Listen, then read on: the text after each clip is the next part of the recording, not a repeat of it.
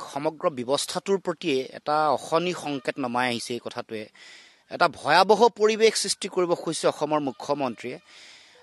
যিটো গণতান্ত্ৰিক দায়িত্ব, গণতন্ত্ৰৰ চতুৰ্থ স্তম্ভ বুলি কয় সংবাদ জগতক, আৰু তাৰে এগৰাকী সাংবাদিকে বাতৰি পৰিৱেশন কৰিব গৈছে। এটা গণতান্ত্ৰিক আন্দোলন তাত চলি আছিলে, তাৰ বাতৰি সংগ্ৰহ কৰি যিটো বিভাগৰ লগত বা যিটো প্ৰতিষ্ঠানৰ লগত এগৰাকী মূল ব্যক্তি জড়িত হৈ আছে, মহাপ্ৰবন্ধক, তেখেতক কিছু প্ৰশ্ন উত্থাপন কৰিবলৈ যাওঁতেই সেইটোক যদি অপৰাধ বুলি এটা পৰিকল্পিতভাৱে ষড়যন্ত্ৰ ৰচনা কৰা হয়, মই ভাবোঁ যে এইটো এটা অত্যন্ত ভয়ংকৰ, এইটো ফেচিজিমৰ আৰম্ভণি, এইটো স্বৈৰতান্ত্ৰিক শাসন ব্যৱস্থাৰ যিটো চূড়ান্ত যিটো উন্মুক্ত বহিঃপ্ৰকাশ বুলি কয় সেইটোকে প্ৰকাশ কৰিছে, আৰু গণতন্ত্ৰ যিটো অপমৃত্যুৰ দিশলৈ গতি কৰা এটা পৰিৱেশ এটা তৈয়াৰ কৰিছে।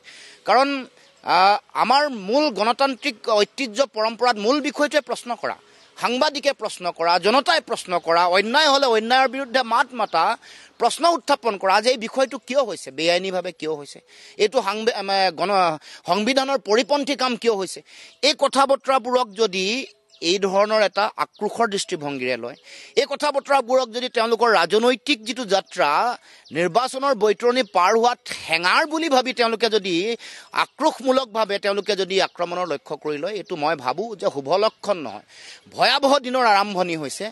যেনেকৈ এগৰাকী সাংসদক উন্মুক্তভাৱে মাৰপিট কৰাৰ গোটেই কথাটোক পৃষ্ঠপোষকতা কৰিব পাৰে, তেনেকৈ বিগত সময়ছোৱাত আমি দেখিছোঁ যে চৰকাৰী যন্ত্ৰই মুখ্যমন্ত্ৰীৰ উদ্যোগতে সংবাদ গোষ্ঠীক বেয়াকৈ অপমান কৰা হৈছে, কটু বাক্য কোৱা হৈছে অন কেমেৰা, কেতিয়াবা ধৰ্মক লৈ আক্ৰমণ কৰিছে, কেতিয়াবা গোষ্ঠীক লৈ কৰিছে, কেতিয়াবা সংবাদ প্ৰতিষ্ঠানটোক লৈ আক্ৰমণ কৰিছে, আমুক সংবাদ প্ৰতিষ্ঠান বুলি। এইটো কেতিয়াও ভাল লক্ষণ নহয়। আনকি বিধানসভাৰ মজিয়াত এটা বিশেষ সংবাদ গোষ্ঠীৰ মালিক, তেওঁৰ সম্পাদক, সেইসকলক আক্ৰমণ কৰি লৈছে। আনকি আপুনি জানে যে বিধানসভাৰ মজিয়াত যেতিয়া কোনোবাই আত্মপক্ষ সমৰ্থন কৰিব নোৱাৰে, সেই সেনেকুৱা ব্যক্তিক লৈ কেতিয়াও কোনো ধৰণৰ আলোচনা বা সমালোচনা কটুবাক্য কেতিয়াও হ'ব নোৱাৰে। মুখ্যমন্ত্ৰীয়ে এইবোৰ যিটো মূল পৰম্পৰা, ঐতিহ্য বা সাংবিধানিক যিটো বিধি ব্যৱস্থা, সেইটোক উলংঘা কৰি এই কাম কাজ কৰা আৰম্ভ কৰিছে। আৰু শেহতীয়াকৈ দিলৱাৰ হুছেইন মজুমদাৰক যেতিয়া এনেকৈ কৰায়ত্ব কৰিলে, কৰায়ত্ব কৰাৰ লগে লগে আমি দেখা পাইছোঁ যে মুখ্যমন্ত্ৰীয়ে এটা মেছেজ দিব খুজিছে, তাৰমানে আমাৰ লগত নাথাকিলে, শেহতীয়াকৈ কৈছে বিজেপিৰ বাতৰি পৰিৱেশন নকৰিলে কৰাটো উচিত নহ'লে ৰাইজে ভাল নাপায়। আৰে ৰাইজৰটো তেওঁ নহয়, ৰাইজৰ মনৰ কথা কেনেকৈ বুজিব? গতিকে এই যে ভয় ভাবুকি এটা খুৱাই মানুহক এটা ভয়াৰ্ত পৰিৱেশৰ মাজলৈ ঠেলি দিব খুজিছে। তাৰমানে এইবাৰ তেওঁলোকে ব্লেকমেইলিঙৰ ৰাজনীতি, প্ৰলোভনৰ ৰাজনীতিৰ উপৰিও এটা গুণ্ডাগিৰি, জংগল ৰাজৰ ৰাজনীতি আৰম্ভ কৰিবলৈ চিন্তা চৰ্চা কৰিছে। গতিকে এই কথা বন্ধ হ'ব লাগিব। আৰু ক'ব খোজোঁ যে সাংবাদিকগৰাকীক তাৎক্ষণিকভাৱে মুকলি কৰি দিবৰ কাৰণে আমি দাবী উত্থাপন কৰিছোঁ, আৰু মুখ্যমন্ত্ৰীক সকীয়াই দিব খুজিছোঁ যে এনেকুৱা ধৰণৰ কামৰ পৰা বিৰত থাকক।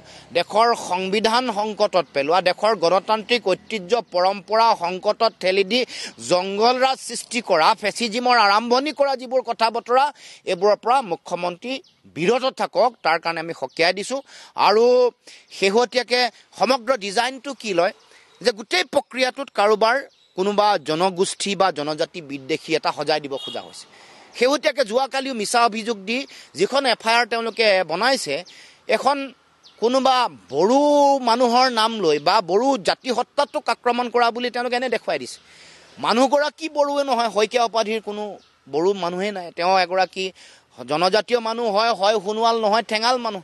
এই যিখন তেওঁলোকে ফ্ৰেম কৰিছে, যিটো FIR ফ্ৰেম কৰিছে, তাতে যে এটা মিছলিডিং কথা, তাৰমানে বড়ো শব্দটো ভৰাই দিয়াৰ কাৰণটো হ'ল জনগোষ্ঠীটো ডাঙৰ জনগোষ্ঠী, বেছি ভোট আছে, বেছি চিট আছে, লক্ষ্য কৰি লৈছে। আপোনালোকে দেখিব বিধানসভাৰ মজিয়াটো এই কামটো কৰিছে। বিধানসভাৰ মজিয়াত অধ্যক্ষ, উপাধ্যক্ষ সম্পৰ্কীয় কথা বতৰাবোৰতো জনজাতীয় বিদ্বেষী বিষয় এটা উত্থাপন কৰি পেলাইছে, বা কোনোবা আৰু বেলেগ কথা এটা বতৰাত তেওঁ চাহ জনগোষ্ঠী বিদ্বেষী। তাৰমানে বিভাজনটো এতিয়া মুখ্যমন্ত্ৰী বিজেপি দলৰ মূল লক্ষ্য হৈছে বিভাজনৰ যোগেদি ঘৃণা সৃষ্টি কৰি, ভাগ কৰি, ইটো সিটোৰ মাজত বিদ্বেষ কৰি যাতে নিৰ্বাচনী বৈতৰণি পাৰ হ'ব পাৰে, এইটো হ'ল মূল লক্ষ্য। এই বিভাজনৰ ষড়যন্ত্ৰৰ যোগেদি এতিয়াও এই দুটা লক্ষ্য তেওঁলোকে একেলগে, এটা সংবাদ গোষ্ঠীক মানে নিৰপেক্ষ স্বাধীনচিতীয়াভাৱে কথা কোৱা সংবাদ গোষ্ঠী বা সাংবাদিকসকলক ভয় খুৱাই তেওঁলোকৰ বিৰুদ্ধে কথা ক'লেই তেওঁলোকে জেললৈ পঠাব। আৰু এইটোৰ লগত আকৌ জনজাতীয় বিদ্বেষৰ এটা চেতনা মানুহৰ মাজত জাপি দি কাৰোবাক জাপি দি তেওঁলোকে তাৰ পৰা ৰাজনৈতিক মুনাফা লাভ কৰিব বিচাৰিছে। এই দুয়োটা কথা ৰাইজে উপলব্ধি কৰিব লাগে। সেইকাৰণে সকলোকে মই আহ্বান জনাইছোঁ, সাংবাদিকক কৰা এই অত্যাচাৰ, সাংবাদিক নিগ্ৰহ বা সাংবাদিকক জেললৈ প্ৰেৰণ কৰাৰ এই ভয়াৱহ অভিসন্ধিৰ বিৰুদ্ধে প্ৰতিগৰাকী মানুহ, প্ৰতিটো জাতীয় জনগোষ্ঠীয় সংগঠন ওলাই আহক। অন্যথা বাজিলে জীপাত কাইলৈ সুগ্ৰীবলৈ সেই পাতেই হ'ব। গতিকে আজি এই ঘটনা ঘটিছে, আজি সাংবাদিকসকলক লক্ষ্য কৰি লৈছে, কাইলৈ জাতীয় অনুষ্ঠানসমূহ, জাতীয় যিসকল নেতা আছে তেওঁলোকক লক্ষ্য কৰি ল'ব, পৰহিলে বুদ্ধিজীৱীসকলক ল'ব। গতিকে এই যিটো অশুভ পৰম্পৰা আৰু সংস্কৃতি, এইটো আমি সকলোৱে মিলি বন্ধ কৰিব লাগিব।